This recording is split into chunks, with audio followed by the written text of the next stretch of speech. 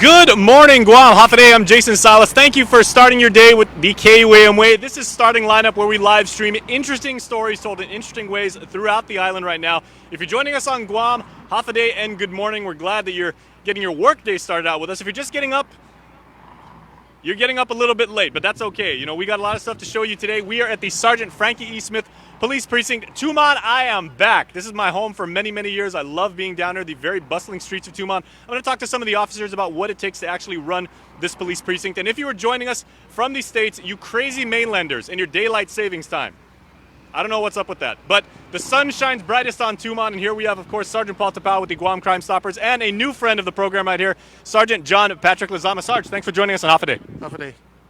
Thanks for coming down. All right. Sarge, we were touring, you took us on a tour of the Dedido precinct last week, and as opposed to Dedido being incredibly densely populated, you know, there's a lot going on, a lot of ground to cover. Here in Tumon, the streets are always busy. There's something always to do in Tumon, and yet the precinct behind us, which we're going to tour in just a little bit, it's admittedly like a little small, but that's a big responsibility for the officers here, correct? Yeah, absolutely. You know, this is my first tour of duty when I first came out of the Guam Police Department, and It's a homecoming. Absolutely, I hold the Tumon Precinct Command holds heavily in my heart, and you know, the dynamics in which we showed you at the Dedido Precinct and the population of over 70,000 here in the Tumon Precinct and the proper of the Tumon, you know.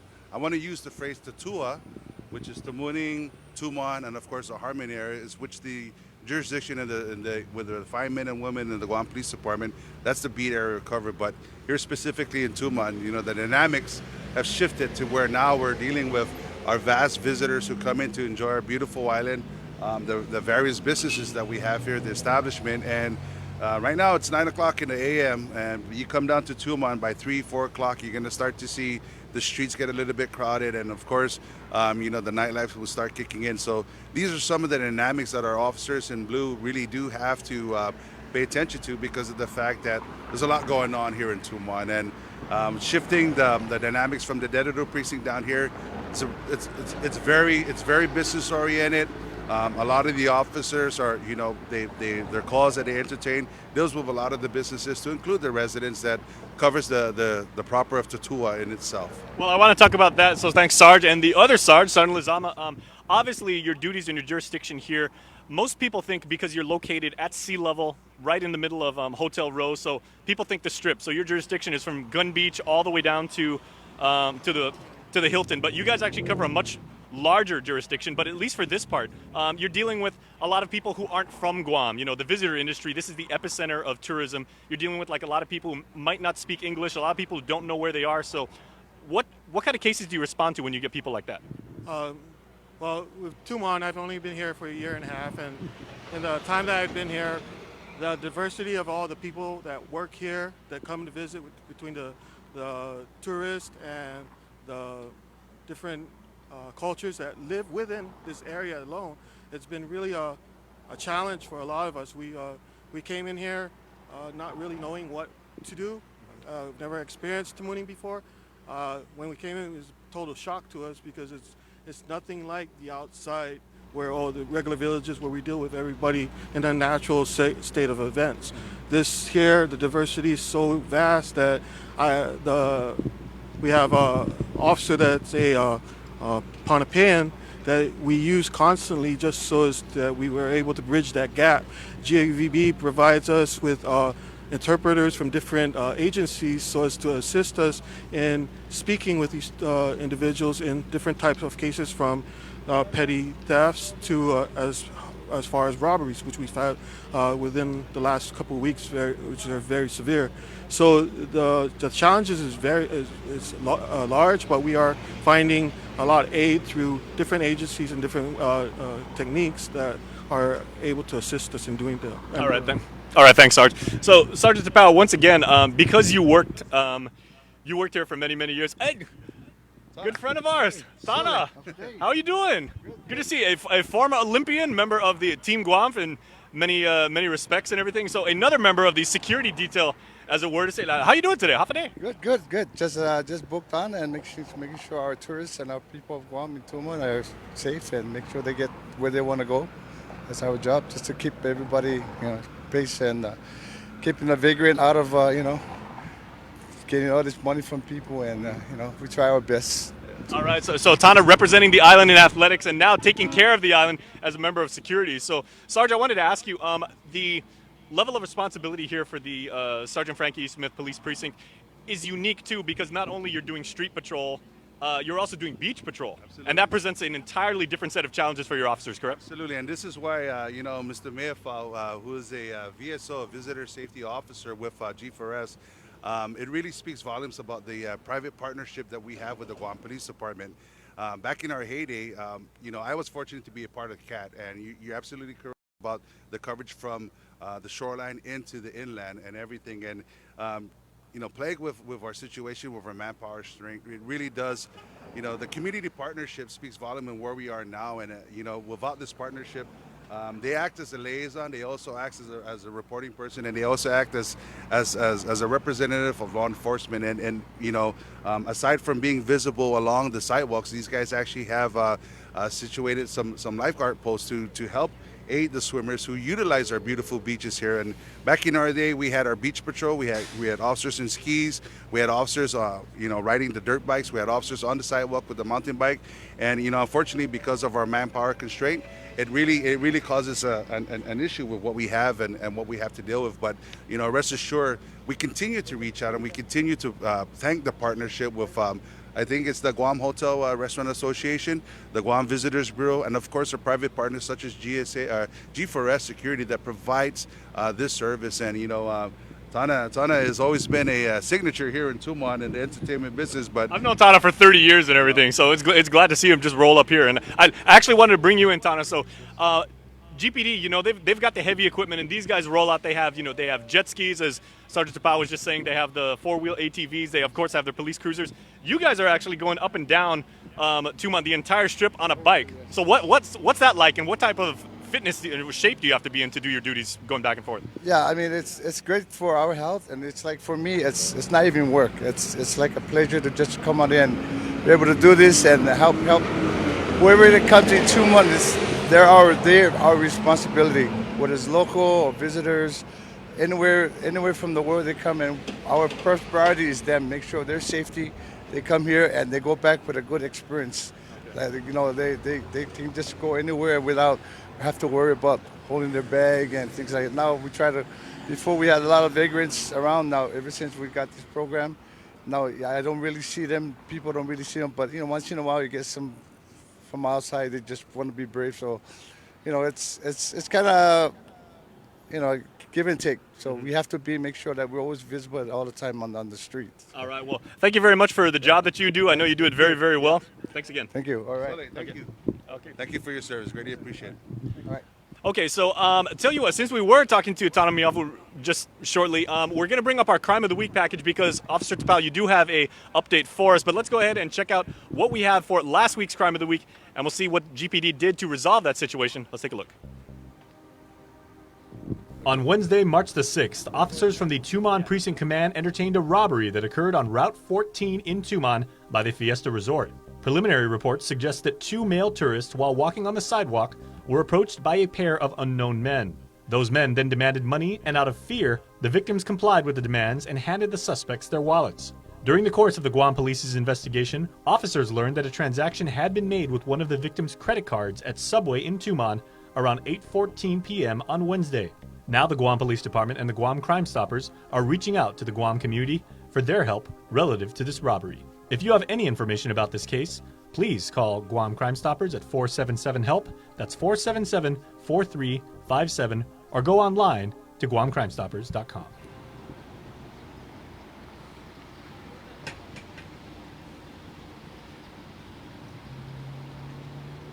All right, very well. Now, Sarge, I hear you got a real quick update on what happened with that Crime of the Week. What do you got? Yes, you know, with the efforts of, you know, the hardworking men and women here at the Tumon Precinct Command, we were able to apprehend the individuals that were responsible for that crime package that you just saw. You know, it was really the due diligence of the officers, understanding the situation, the cooperation, of course, the response time, and again, the partnership within the various strip that we have here in Tumon. They provided the information. You know, bystanders weren't bystanders, they were upstanders, and they gave the information, and they gave the great description, and we were able to apprehend that. during that course, and we were able to close 3 robberies as a result of the apprehension. So again, thank you, and we kindly ask the community to remain vigilant, especially down in Tumon, because not only our tourists, but also our locals alike, they love to come down here. This is a part of home, so let's keep it that way. Outstanding. And like I said, I lived in Tumon for 11 years, and as resident of Tumon, we take that seriously when visitors here, something bad happens to them. We don't want to see that happen, and we want to make sure they're taken care of. Now, back to Sergeant Lozama, the precinct we're in right now, the Sergeant Frankie E. Smith Station, it bears a proud name. Unfortunately named after a very, very respected officer, someone who gave his life in service to Guam. So as we go inside, can you tell us a story behind why it now bears his name? In 2007, Sergeant Frankie Smith had been responding to a incident, and in the course of his response, he had an accident occurred, which resulted in his death. Shortly after that, with affiliation of the Guam Police Department, they had built this precinct, and upon building this precinct, they then named it in honor of him for his actions, sir. And inside, there's actually a dedicated memorial for him with his photo and everything. So if you want to look, can you take us inside, Sarge? Let's go ahead and take a look at that. So if you're just joining us, this is Starting Lineup. We are Crime Time as we come to you each and every Wednesday right here on Facebook Live. And we are now seeing the memorial to Sergeant Frankie E. Smith. His memory, Sergeant Tapao, lives on in his brother. And am I right in saying, like, you guys were on the same training cycle? No, that's actually Sergeant John's cycle mate. And, it's really hard because of the fact that, Obviously, you're still emotional. This happened quite a while ago, but it still hits you very hard. That's one of the 2 things they teach us in the academy. The 2 ways that you will perish in the line of duty is either to gunshot, stab, or a crash. And it's unfortunate because of the dynamics that we do in Tumon. We forgot, to mention the nightlife that happens and the consumption of alcohol. And it's unfortunate that, Sergeant Smith had succumbed to the fact that the person behind the wheel was under the influence. And, he was responding to a riot situation, a call. I remember it vividly because I was assigned to the Highway Patrol Division, and we had to investigate that, and I had to sit there and listen to the 911 calls from both the parties that were calling, and of course listening to the radio transmission from one of the officers who actually was right behind him, who had to conduct CPR. So, his memory lives on. He was an outstanding officer. He came from Sergeant John Lozama's cycle, and it's tragic, and that's why, we do what we do, and we understand where our fate may lie and everything, and it really is the brave men and women of the Guam Police Department taking the oath and understanding that, he paid the ultimate sacrifice, and he gave the ultimate sacrifice, and his memory lives on, and we continue to honor that by making sure that, we do what we need to do to keep this island safe. But,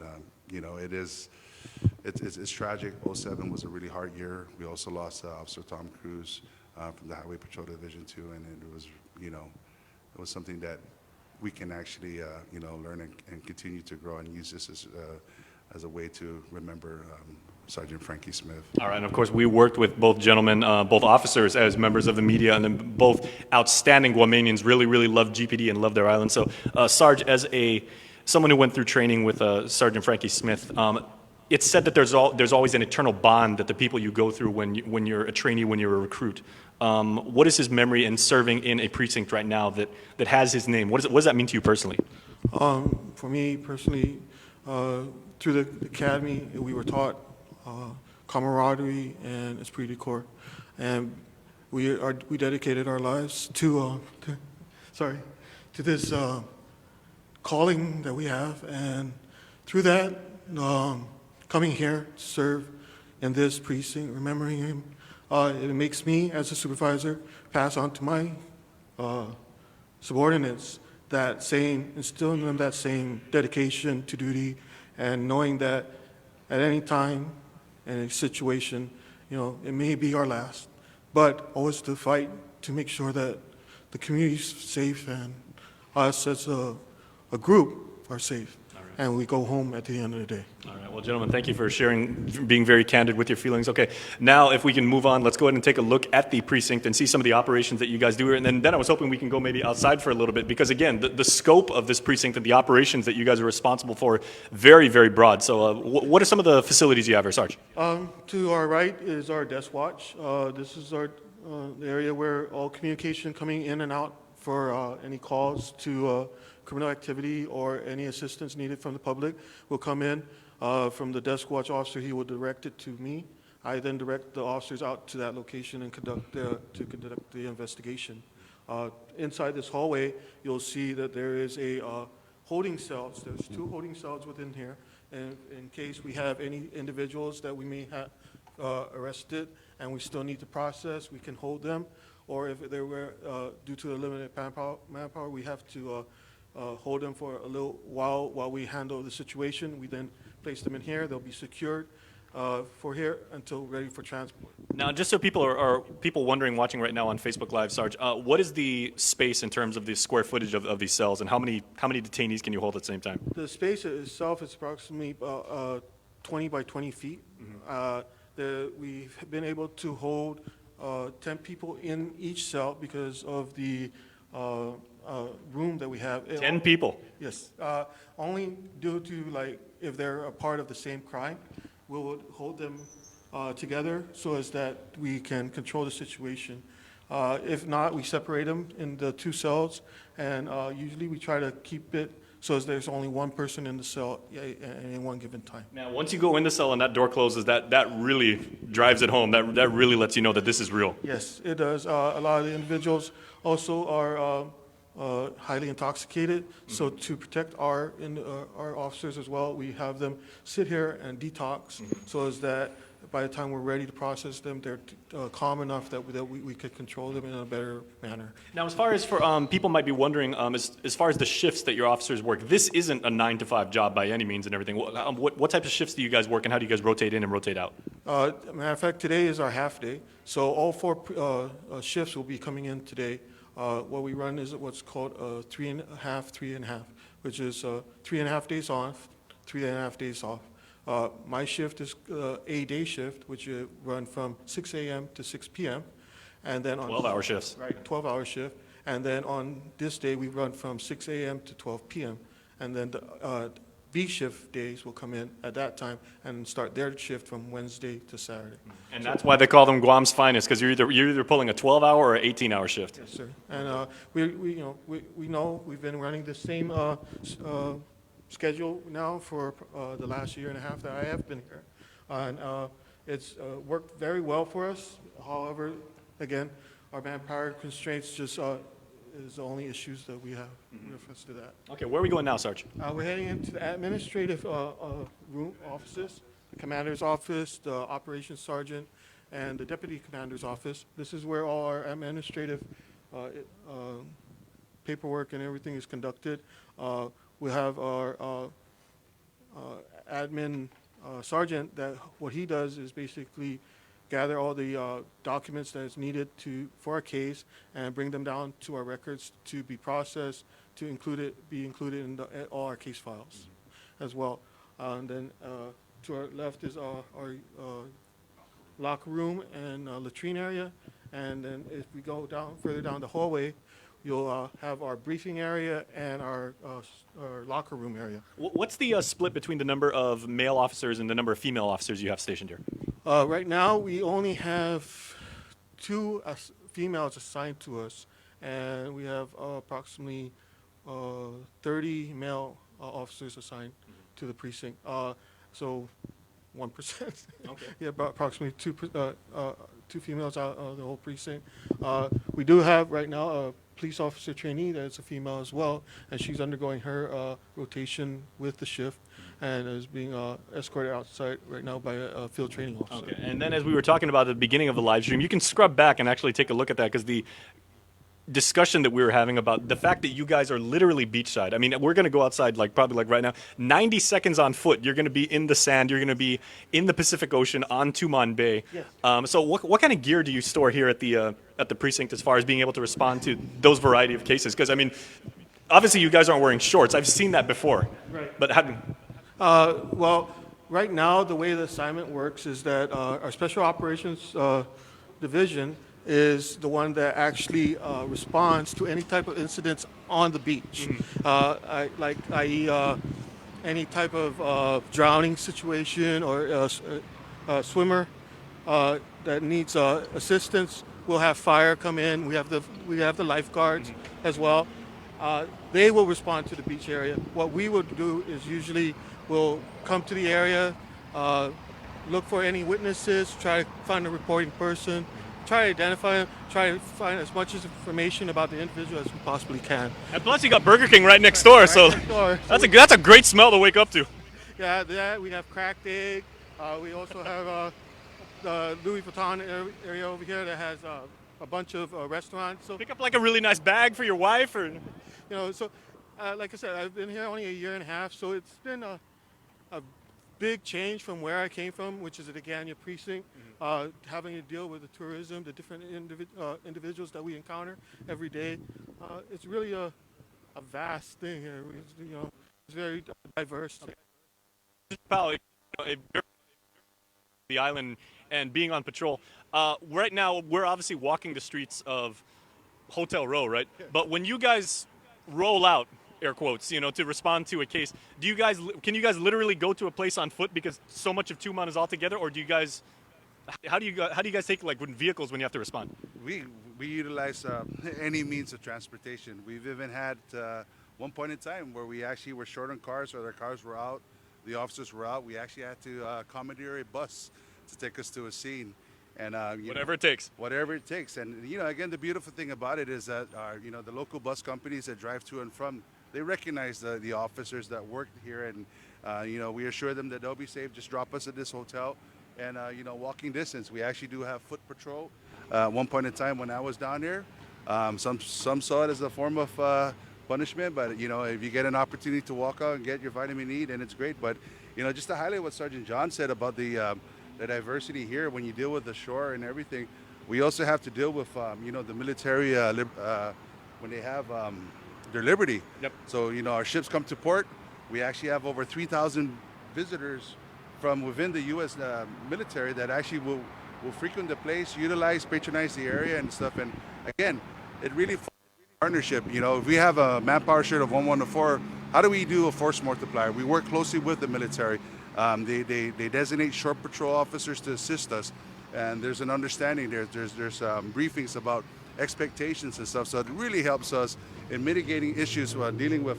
Primarily, what we're going to see is alcohol-related issues, whether it be a drunken behavior or people choosing to drive, while intoxicated. So we want to curb that, and we want to actually help mitigate that. But you got to be diverse when you're down here. You got to be able to understand different cultures, different types of cultures from our visitors who arrive. What we're trying to deal with too is the Russians, and how do we deal with our visitors from Russia and everything, because they come in and they spend a lot of money and stuff, and like what Tana said, we want to protect our visitors and give them the experience. Yeah, no, I just thought about this again because you're getting a lot of cases where there may be a young child whose family isn't from here and they're scared out of their mind, and if a kid's running up to you, obviously recognize that you are an officer of the law and saying, I can't find my mommy, in some language that you might not understand. How do you deal with that? We have partners. We have partners within this side of the industry. We actually have partners with GVB. We reach out to local tour companies to assist us. If we're able to identify, the culture and where they're from, their ethnicity, we can actually reach out to them. And a lot of it is really the network that's established here in the Tumon precinct. Our partnership with the Guam Hotel Restaurant Association, the Guam Visitors Bureau, G4S Security providing the added visibility here, and of course, everybody along the strip. They understand the roles that these fine men and women play with the Guam Police Department in serving and protecting this tribe. But again, outskirts of Tumon, we still have to cover that. The Tutuha district, our partnership with Mayor Rivera, and of course her standing up a neighborhood watch program, it really speaks volumes now of how we're expanding our scope of work, and we're using that force multiplier approach in allowing our citizens to really play a proactive word. I used the word bystander. Now we're starting to see upstanders, people who actually were able to apprehend individuals who they witnessed committing a purse snatching. And this, this is really people wanting to protect this industry and what we call our hub, our tourism industry here in Tumon. All right. Well, question now for Sergeant Lizama. Sarge, because the responsibilities and the skill set that you have to have again is so wide, is being assigned to the Tumon precinct, is that something that like officers can get right out of the academy, or is this kind of like a gig that maybe more seasoned officers will get after you've been in the force for a few years, or is it a mix? It's a mix. We've had in the beginning when Officer Tapao and I first came out 20 some years ago, it was a select group. Selected individuals were brought in, and they were done, but they were well known. They were able to communicate very well, and they were chosen for the specific reasons. And then they were brought down here and to deal with the issues that were going on down here. Now, due to our lack of manpower or our minimal manpower, we bring everybody in. And just to harp what Sergeant Tapao said, one of the things that our guys are doing now with technology is that when they do encounter somebody who's of a foreign language and they try to interpret, they'll use their phone. They'll actually use Google Translate. Right. Yep. And that's one of the ways, through technology that we're able to assist these individuals to find out what they need, especially if it's a lost child or even if, hey, I'm looking for my hotel. We'll help them out as much as we possibly can. And we'll do what is necessary to make sure we accomplish the mission that is provided to us. Okay, final question, and I'll ask this to both sergeants. And we'll start with you, Sergeant Lizama. You said now you've been here about a year. What does it mean to you on an emotional level, like as a son of Guam, as a citizen, as a resident of this great island and everything like that, to be able to give back to your community, serving down here in the tourism center in this part of the island? For me, it means a great deal. I took on this job not knowing what to expect when I first came in. Through the years I've been here and the experience I've gained, I've gone to love this job vastly. And because of it, I come down here and I want to share with these people that, hey, I'm here to protect you, I'm here to serve you, I'm here to do whatever it needs to be done that you need from me. And that's the main thing that we want to, push out there. It's not a job to us in that sense. It's more of a calling to us. It's something that we want to do, and we want to be here and provide it to the best that we possibly can. All right, Sarge. Well, thank you, and Sijus Masi, for the job that you do for Guam. Thank you very much. We started with you, Sergeant. We'll end with you. This is a homecoming for you of sorts. You started here, and you speak with great experience and great love, obviously, for this part of the island and what it means to serve here. When you look back on your career and when you put on the blues every day and you came down here, what did that mean to you? Oh, it meant a lot because, like I said, this is where I literally got my feet wet in the Guam Police Department, and it's just about 100 steps out here and we're in the ocean. But we're on Fujita Road, man. Absolutely, and I earned my bones down here. It was really, back then we had the luxury of the manpower. We actually had units that covered here, but the leadership that we have within the Guam Police Department and the direction where the administration with the leadership, with this administration, with the Leon Guerrero Tenor administration and the leadership of the acting chief, Stephen Ignacio, he continues to motivate. And I think that's important. We highlighted it at the Dead of the Precinct, the powers that our supervisors have in motivating the personnel to continue to do what they're doing. Although we're short, the motivation is still there because, on my off time, I love coming down here. I love taking my kids, letting them walk, the walkabout. It's a great walk, and this is a place where we can enjoy from both our visitors alike and, of course, locals and our military families. We want to keep it safe, and we're going to continue to work. And, highly trained supervisors such as Sergeant Lizama, who continue to motivate his personnel. It really starts with the command, and it starts with the leadership up above. So, rest assured, Chief Ignacio is going to continue to work and provide the same service, not just here in Tumon, but throughout the island of Guam. All right, well, Paul, I've known you for many, many years. I know you even better now. And as someone who still considers Tumon his home, I feel much safer being down here with fine folks like you guys taking care of us. So, Sijus Masi, thank you very much. Sijus Masi and Hafade from the beautiful village of Tumon. All right, and that being said, there's so many restaurants here. I mean, maybe you guys can take like a 5-minute. Can we go get some breakfast? I'm hungry, man. There's cracked eggs, so. Yeah, there you go. Okay, so we are going to end our live stream because I know our KUAM Digital crew, let's go get something to eat. So thank you so much for streaming us again. We are here every single day, 9 a.m. Guam time for starting lineup. Good day, Guam. Thank you so much for streaming us. Thanks for starting your day the KUAM way. And I'm hungry, man. Let's go.